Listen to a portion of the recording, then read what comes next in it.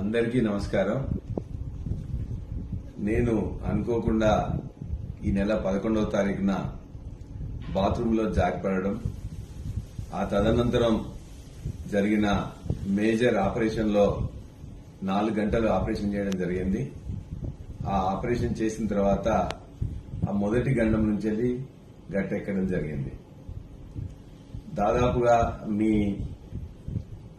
జనగామ నియోజకవర్గ ప్రజల యొక్క దీవెనలు, ప్రార్థనలు, వారి యొక్క ఆశీర్వాదాల వల్ల నేను తొందరగా కోలుకోవడం జరుగుతుంది.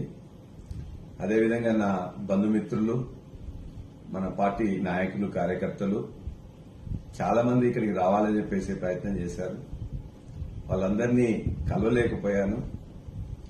ఖచ్చితంగా డాక్టర్స్ 2 వారాలు ఎవరిని కలవద్దు, మేజర్ సర్జరీ అయింది, మీరు కూర్చోగలిగి నిలబడగలిగేంత వరకు మీరు దయచేసి ఎవరిని కలవద్దు అని చెప్పేసి స్ట్రిక్ట్ గా ఇన్స్ట్రక్షన్స్ ఇచ్చారు. ఇన్ఫెక్షన్ వస్తుంది.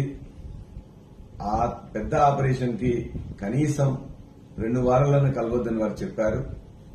కాబట్టి మీరు నాకు ఇంత పెద్ద దెబ్బ తగిలిందని తెలిసిన వెంటనే మీ యొక్క ఆశీర్వచనాలు ఇచ్చినందుకు, మీ యొక్క దీవెనలు ఇచ్చినందుకు, నా కోసం ప్రేమతో బాధపడ్డందుకు మీ అందరికీ మరొకసారి నమస్కారాలు తెలియజేస్తూ, ఒక్క వారం రోజులు దయచేసి ఓపిక పట్టండి.